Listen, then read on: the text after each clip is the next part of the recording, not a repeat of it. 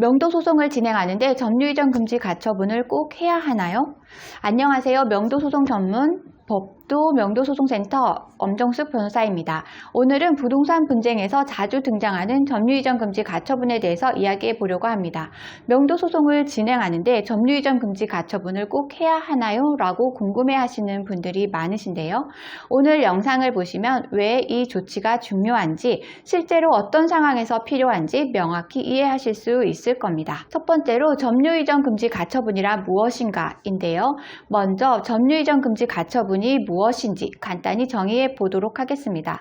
점유이전 금지 가처분이란 부동산 소유권에 관한 본안소송, 즉 명도소송이나 소유권 확인 등의 소송이 진행이 되는 동안 해당 부동산의 점유, 실질적으로 그 부동산을 사용하고 있는 상태가 다른 사람에게 함부로 이전되지 못하도록 미리 막아두는 조치입니다. 쉽게 말해서 분쟁이 일어났을 때 현재 점유자나 임차인이 해당 부동산을 마음대로 제3자에게 넘기거나 다른 사람에게 전대나 재임대를 해서 문제를 복잡하게 만들지 못하게 하는 것입니다. 이런 가처분이 없으면 현재 점유자가 집을 비우기도 전에 다른 사람에게 또 임대를 하거나 점유를 넘겨버릴 수도 있습니다.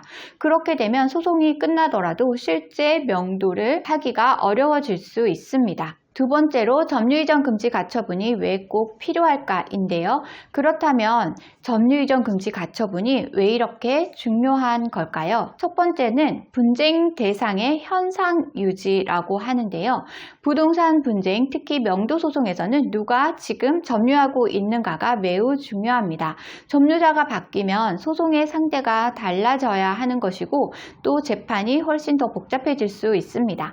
따라서 분쟁 중에는 현 상태를 유지하는 것이 승소 후에도 부동산을 제대로 돌려받는 데 큰 도움이 됩니다. 두 번째로는 집행력 확보를 위해서인데요. 명도소송에서 승소 판결을 받았다고 하더라도 점유 상태가 다른 사람에게 넘어가 있으면 판결을 집행하는 과정이 복잡해집니다. 불필요한 소송을 더 하게 되거나 협상이 더 길어지는 등 비용과 시간이 더 들어갈 수밖에 없겠죠. 세 번째로는 점유이전 금지 가처분 신청 절차 및 시기에 관한 것인데요. 그렇다면 실제로 점유이전 금지 가처분을 언제 어떻게 신청해야 할까요? 신청 시점에 대해서 명도소송을 제기하기 전 혹은 동시에 신청하시는 것이 일반적입니다. 점유자가 제3자에게 점유를 이전할 조짐이 보이거나 임차인을 교체할 준비를 하고 있다고 느껴진다면 최대한 빨리 준비하셔야 합니다. 필요한 서류인데요. 부동산 등기부 등본, 임대차 계약서 혹은 소유권을 증빙할 수 있는 서류, 분쟁 사실을 입증할 수 있는 자료 등이 필요합니다. 가처분 신청서에는 분쟁의 배경과 왜 점유이전 금지 가처분이 필요한지를 자세히 적시하시면 됩니다. 보증금이나 또는 공탁금인데요. 법원은 가처분 신청을 받아들일 때 신청인에게 일정한 금액을 공탁하거나 보증보험 증권 등을 제출하도록 요구하는 경우가 많습니다. 이는 신청인이 남용적 가처분을 걸어서 상대방에게 피해를 입히고도 책임을 지지 않을 상황을 방지하기 위한 제도입니다. 실제 사례를 보겠는데요. 명도소송을 진행하다가 점유이전 금지 가처분을 하지 않아서 어려움을 겪은 한 사례를 말씀드려 보도록 하겠습니다. 상가 임대인인 A씨는 임차인 B씨와 분쟁이 발생해서 명도소송을 준비하고 있었습니다. 하지만 B씨가 몰래 다른 임차인 C에게 점포를 넘기고 보증금을 받아버린 뒤 잠적해버린 거예요. A씨가 소송에서 승소했음에도 불구하고 점포에는 이미 C씨가 합법적으로 임대차 계약을 맺었다고 주장을 하면서 입주해 있었습니다. 결국 A씨는 C씨와 다시 한번 법적인 분쟁을 벌여야 했습니다. 시간이 길어지고 임대 수익도 올리지 못하게 되면서 손해가 더욱 커질 수밖에 없었습니다. 만약 그때 A씨가 명도 소송을 진행하면서 점유이전 금지 가처분을 함께 신청을 했다면 B씨가 점포를 다른 사람에게 이전하지 못하도록 막을 수 있었을 겁니다.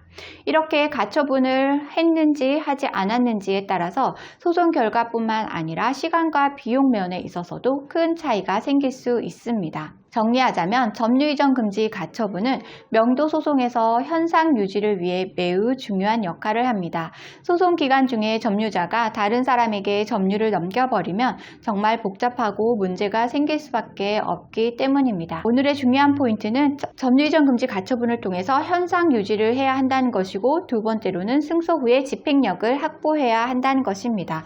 이미 분쟁 중이거나 분쟁이 예상이 되신다면 신속하게 법률 전문가와 상담하셔서 점유이전 금지 가처분을 비롯한 적절한 법적 조치를 취하시는 것이 좋습니다. 혹시나 더 궁금한 점이 있으시다면 언제든지 저희 법도 명도소송센터로 연락 주시기 바랍니다.